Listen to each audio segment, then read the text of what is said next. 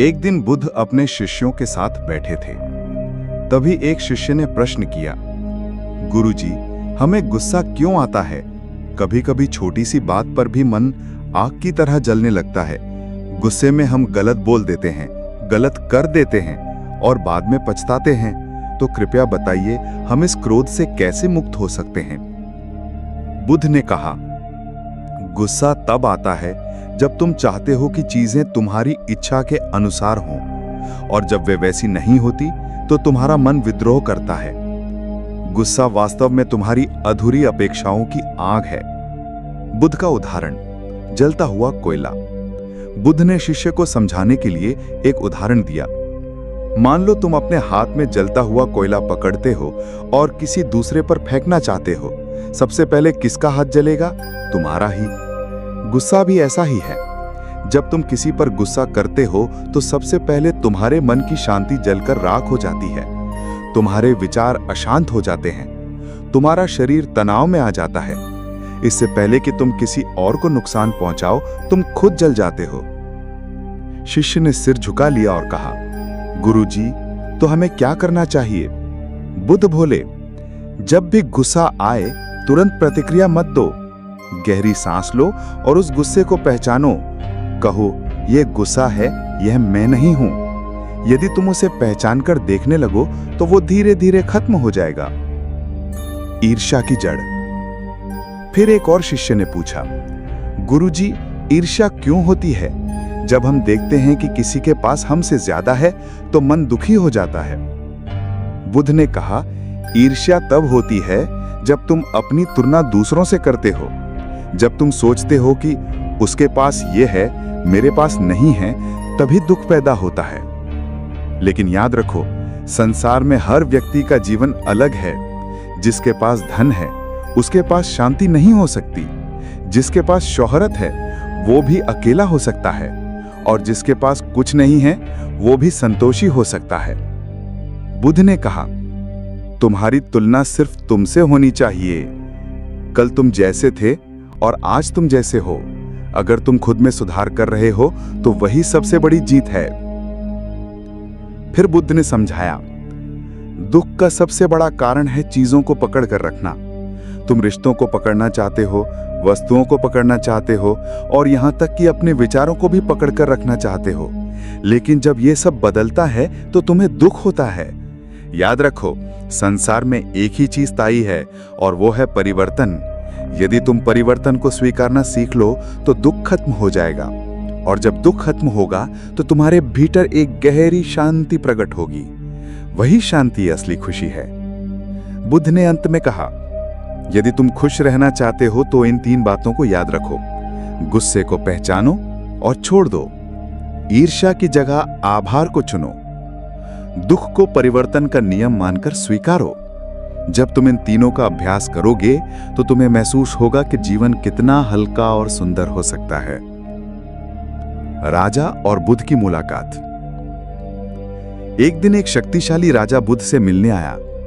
राजा के साथ बड़ी सेना, हाथी, घोड़े और सैकड़ों सेवक थे। उसकी शानो शौकत देखकर गांव वाले दंग रह गए। राजा बुद्ध के सामने आया और बोला, गुरुजी, मैंने बड़े बड़े राज्य जीते हैं। मेरे पास अपार शक्ति और धन है। लोग मेरे नाम से कांपते हैं, फिर भी मैं अंदर से बेचैन हूं। मुझे बताइए क्यों? बुद्ध मुस्कुराए और बोले, राजन, तुम्हारा दुख तुम्हारे अहंकार से है। तुम सोचते हो कि शक्ति और धन तुम्हारे अपने हैं, लेकिन सच्चाई यह है कि ये सब अस्थायी हैं। राज्य बदलते हैं, सत्ता बदलती है, और एक दिन ये सब छिन जाएगा। लेकिन तुम्हारा मन इन्हें हमेशा के लिए पकड़ कर रखना चाहता है। यही संघर्ष तुम्हें दुखी कर रहा है। हाथी की कहानी। बुद्ध ने राजा को एक उदाहरण दिया। एक बार एक जंगली हाथी जंगल में घूम रहा था। वह सोचता था कि मैं सबसे शक्तिशाली हूं, कोई मुझे हरा नहीं सकता। लेकिन एक दिन वह कीचड़ में फंस गया। उसकी सारी ताकत भी उसे निकाल नहीं सकी। आखिरकार जब हाथी ने मदद मांगी तब छोटे छोटे जानवर आए और मिलकर उसे बाहर निकाला। उस दिन हाथी ने समझा, ताकत अकेली कुछ नहीं है, नम्रता और सहयोग ही असली शक्ति है। राजा को मिला सबक। राजा ने बुद्ध से पूछा, तो क्या मुझे अपनी शक्ति त्याग देनी चाहिए? बुद्ध ने कहा, नहीं राजन, शक्ति का त्याग मत करो, बल्कि उसके उपयोग को बदलो।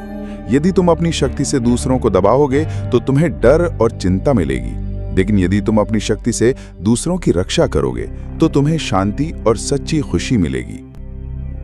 बुद्ध ने आगे कहा, याद रखो राजन, अहंकार हमेशा दुखलाता है, क्योंकि अहंकार कहता है मैं सबसे बड़ा हूं। लेकिन जीवन का नियम है, हर बड़ा किसी और से छोटा होता है और अंत में मृत्यु सबको समान कर देती है।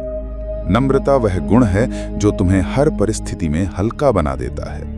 जब तुम नम्र हो जाते हो तो तुम्हें किसी से डरने की जरूरत नहीं रहती, और जब डर नहीं होता तभी असली खुशी आती है। राजा की आंखें भर आईं। उसने बुद्ध के चरणों में प्रणाम किया और कहा, गुरुजी, आज मैंने सीखा कि असली शक्ति नम्रता में है। अब से मैं अपनी ताकत का उपयोग केवल प्रजा की भलाई के लिए करूंगा। बुद्ध ने आशीर्वाद देते हुए कहा, राजन, जब शक्ति और नम्रता साथ चलती हैं तो वहीं से सच्ची शांति और खुशी का मार्ग खुलता है। सन्यासी और बुद्ध का संवाद। एक दिन एक युवा सन्यासी बुद्ध के पास आया। वह जंगलों में रहता था, कठोर तपस्या करता था और लगभग हर चीज का त्याग कर चुका था। फिर भी उसके चेहरे पर बेचैनी थी।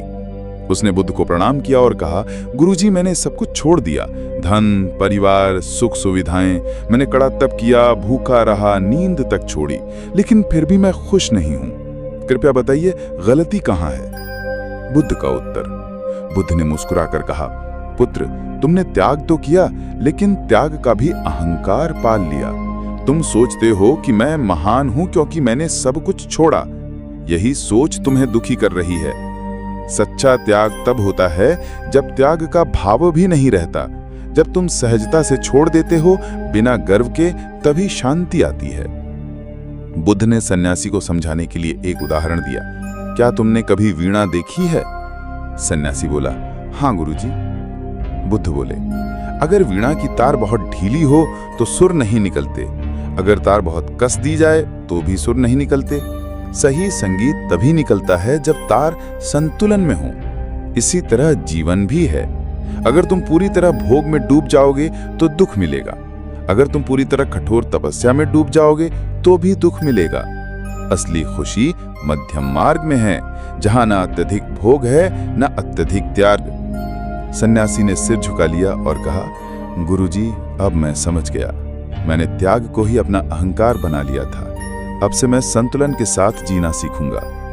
बुद्ध ने प्रेम से कहा, याद रखो, संतोष ही असली धन है। जिसके पास संतोष है वो राजा है, और जिसके पास संतोष नहीं है वो चाहे राजा हो फिर भी भिखारी है। बुद्ध ने अंत में अपने शिष्यों से कहा, जीवन का रहस्य यही है।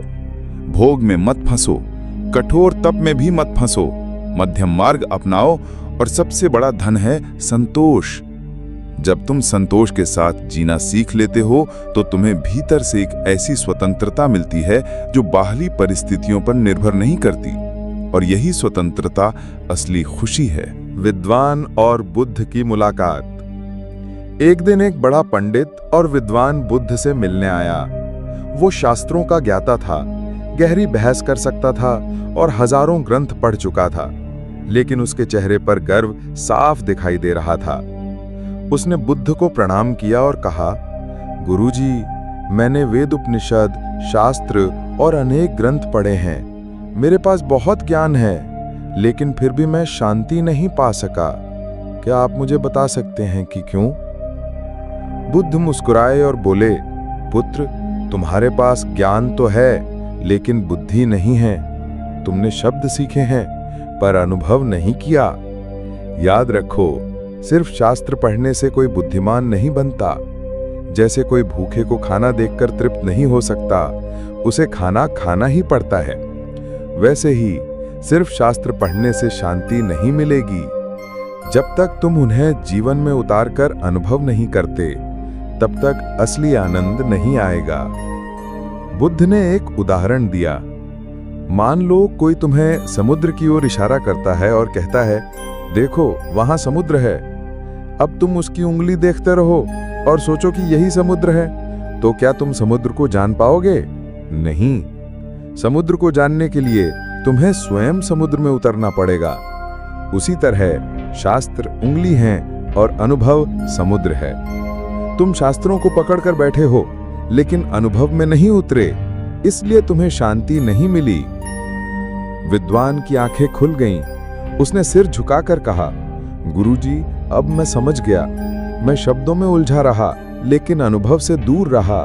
अब से मैं जीवन को जी कर सीखूंगा, न कि सिर्फ किताबों से। बुद्ध ने प्रेम से कहा, यही असली शिक्षा है। ज्ञान का अर्थ है जानना और बुद्धि का अर्थ है जीना।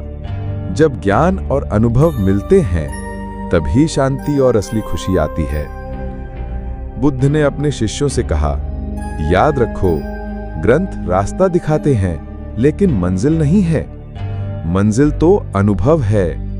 यदि तुम सिर्फ रास्ते को पूछते रहोगे, तो कभी मंजिल तक नहीं पहुंच पाओगे। इसलिए अनुभव करो, जियो और सत्य को स्वयं देखो। यही मार्ग तुम्हें असली शांति और खुशी तक ले जाएगा। बुद्ध का अंतिम उपदेश। जब बुद्ध वृद्ध हो चुके थे और उनका शरीर कमजोर पड़ रहा था, तो उनके शिष्य रोने लगे। उन्होंने कहा, गुरुजी, आप हमें छोड़कर चले जाएंगे तो हम कैसे जी पाएंगे? हमारे जीवन में अंधेरा हो जाएगा। बुद्ध ने बहुत शांत स्वर में कहा, शिष्यों, तुम क्यों रोते हो? क्या मैंने हमेशा यही नहीं सिखाया कि हर चीज नश्वर है? मेरा शरीर भी नश्वर है, लेकिन मेरे उपदेश, मेरी शिक्षा, ये सदा जीवित रहेंगे। याद रखो, अपद दीपो भवः। स्वयं अपना दीपक बनो, किसी और के सहारे मत रहो।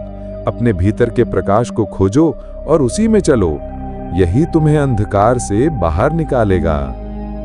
बुद्ध ने आगे कहा, जीवन का सार यही है। क्रोध को छोड़ो, क्योंकि वो तुम्हें ही जलाता है। ईर्ष्या को छोड़ो, क्योंकि वो तुम्हें भीतर से खोखला करती है। अहंकार को छोड़ो, क्योंकि मृत्यु सबको समान कर देती है। और संतोष अपनाओ, क्योंकि संतोष से ही आंतरिक स्वतंत्रता मिलती है। जब तुम इन गुणों को अपनाओगे, तो चाहे परिस्थितियां कैसी भी हों, तुम्हारे भीतर शांति और खुशी बनी रहेगी। बुद्ध ने अपने अंतिम क्षणों में कहा, मैं तुम्हें एक ही संदेश देकर जाता हूं। सच्ची खुशी बाहर नहीं, तुम्हारे भीतर है। बाहर का धन, शोहरत और सत्ता क्षणिक है, लेकिन भीतर की शांति ही अमर है। जो इसे पा लेता है, वही वास्तव में जीता है। तो मित्रों, बुद्ध की ये जीवन परिवर्तनकारी कहानी हमें यही सिखाती है कि खुश रहना सीखो, क्योंकि खुशी कोई बाहरी वस्तु नहीं है। खुश रहना एक चुनाव है जो तुम रोज कर सकते हो। जब तुम भीतर संतोष, करुणा और नम्रता को अपनाते हो, तो जीवन सचमुच दिव्य बन जाता है।